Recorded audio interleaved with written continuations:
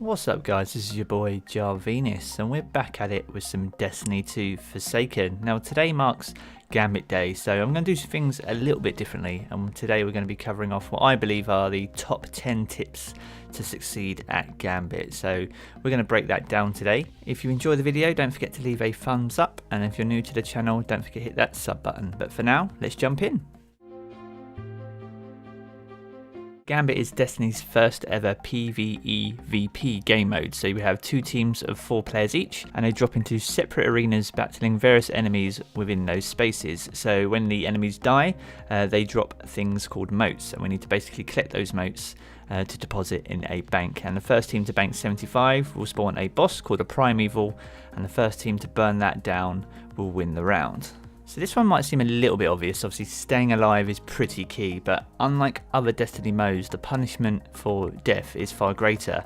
So if you've been collecting motes for a few minutes and you've got a large collection in your stash, if you die, they don't just fall on the floor, they disappear forever. So staying alive is really key, and you have to be really smart about the plays that you choose to make, because if you make the wrong call and you've got a stack of 15 motes, that's going to punish your team massively.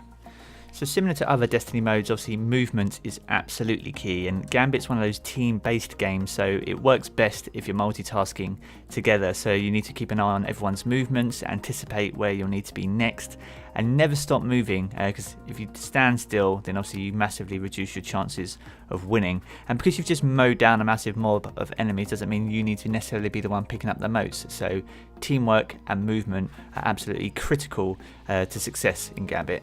Now we move on to be aware. Now at the top of the screen in Gambit, you'll always be able to see how many motes your team has in play, and it's important to be aware of that at all times, and it will keep you posted on when the invasion portal has become active and when your Primeval is ready to spawn as well. And Gambit's one of those game modes where there's no reason to really get competitive and take motes away from your teammates, so communicate when you can and make sure you know how many your teammates have. And if you see that your friend has 13 motes and you only have 8, then it's best to let them fill up to 15 first before you drop those in for a big blocker.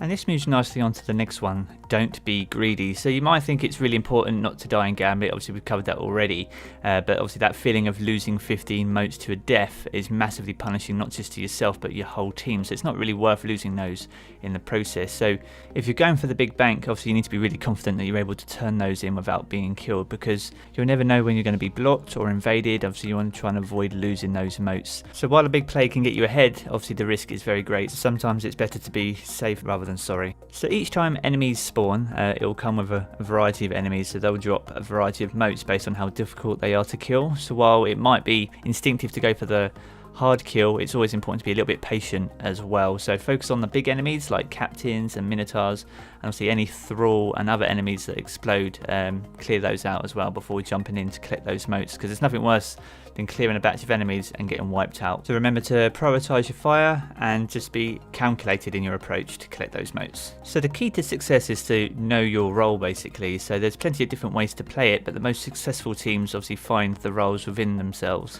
So you need to have a think about the role that you want to play. Do you want to be the one that just goes around killing the enemies? Do you want to be the invader?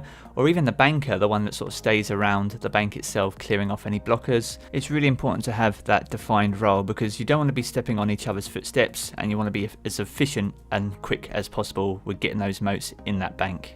So this one is huge, always be blocking. So sending blockers over to the enemy team is a huge part of the game. So 5 motes will send a small blocker, 10 will send over a medium, which would probably be a knight, and 15 would offer a large blocker, which would be an ogre. And that's the biggest bullet sponge, and that will keep the enemy team from banking for the longest period of time. From what I've seen though, the knight actually looks like the most aggressive and the lethal of the 3, so it makes it a great choice if the enemies are holding on to loads of motes or you're just about to invade them. And this leads us on to our next one quite nicely, so be prepared. So that's for either invasion yourself as a team or being invaded.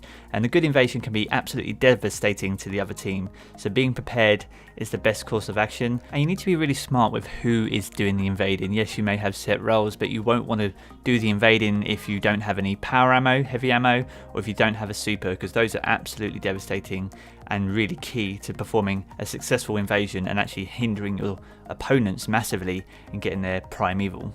And this again leads us on nicely to being able to adapt. So Gambit's a round based mode, So it's the best of 2 out of 3. So that means you can fail once without losing the entire match, but you obviously need to learn from any mistakes that you made. And that could be anything from as simply as having a look at your weapon loadout, or just adjusting the way that you're banking your motes within the team, because flexibility, again, is absolutely key.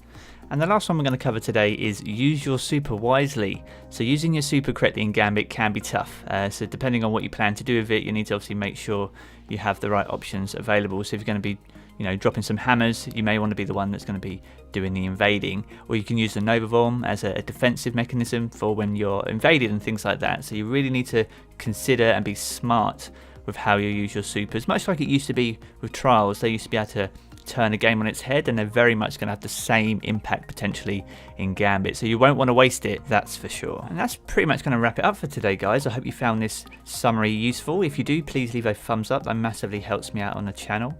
And if you're new to the channel, then please feel free to hit the sub button and ring that bell for future Destiny content. But today's going to be a great one. I'm going to be jumping in from 6 PM, but whatever you're doing, guys, have a great one. See you soon.